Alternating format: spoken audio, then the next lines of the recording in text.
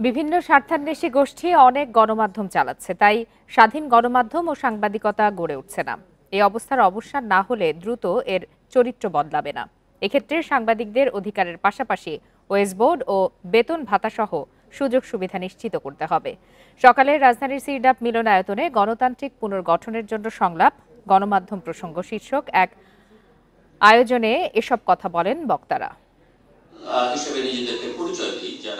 ছাত্র জনতার অভ্যুত্থানে আওয়ামী লীগ সরকারের পতনের পর গণমাধ্যমকে স্বাধীন, বস্তুনিষ্ঠ এবং শক্তিশালী করার লক্ষ্যে গণমাধ্যম সংস্কার কমিশন গঠন করে অন্তর্বর্তী সরকার।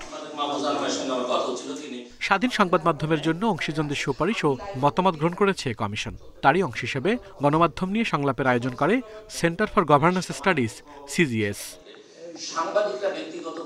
বক্তারা বলেন, 10,000 টাকার নিচে বেতন পান বাংলাদেশের 80% সাংবাদিক। পেটে ক্ষুধা নিয়ে সাংবাদিকতা চলে না। বিনিয়োগকারীদের মনোভাব পরিবর্তন না হলে স্বাধীন সাংবাদিকতা সম্ভব না।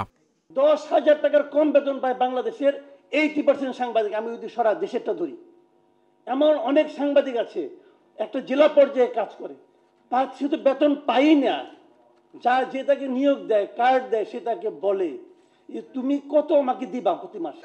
সংলাপে মানবজমিনের প্রধান সম্পাদক বলেন, সংস্কারের কথা বললে ইতিহাসেরও সংস্কার হওয়া উচিত, কারণ সরকার বদলে গেলে ইতিহাস বদলে যায়। সবাই কি ফেরেশতা নাকি? খারাপ কাজ হচ্ছে না, কিন্তু একটা কাগজ দিয়ে লিখছে বলেন, আপনি লেখার চেষ্টা করেন, তাই পরের দিনই সাংবাদিকরা বলবে দেখছেন আপনাদের বিরুদ্ধে লিখে দিচ্ছে, উপদেষ্টারা বলবেন। স্বাধীন সাংবাদিক ইউনিয়ন গঠনের মত দেন প্রধান উপদেষ্টার প্রেস সচিব। বলেন, মিডিয়া যাতে কোনো রকম ভয় ছাড়া কাজ করতে পারে, সেটাই অন্তর্বর্তী সরকারের লক্ষ্য। আমরা কোনো পত্রিকাকে বলি নাই আপনি নিউজটা সরান, আমরা কোনো পত্রিকাকে বলি নাই একে সরিয়ে একে নেন, কোনো পত্রিকা, টিভি স্টেশন, নিউজ কাউকে আমরা বলি নাই।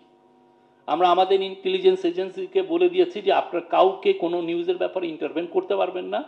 অনুষ্ঠানে গণমাধ্যম সংস্কার কমিশনের প্রধান বলেন, সাংবাদিক সুরক্ষা আইনের বিষয়ে প্রস্তাব করা হবে। পাশাপাশি ওয়েজ বোর্ড বন্ধ করে ন্যূনতম বেসিক বেতন ঠিক করে তা চালুর সুপারিশ করা হবে।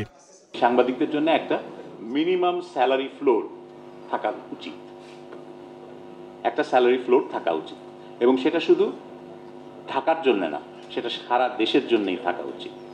সংলাপে ডিজিএফআই, এনএসআই সহ গোয়েন্দা সংস্থাগুলো যাতে গণমাধ্যমকে নিয়ন্ত্রণ করতে না পারে, তার পক্ষেও মত দেন আলোচকরা। আল আমিন হোসেন, ইন্ডিপেন্ডেন্ট নিউজ, ঢাকা।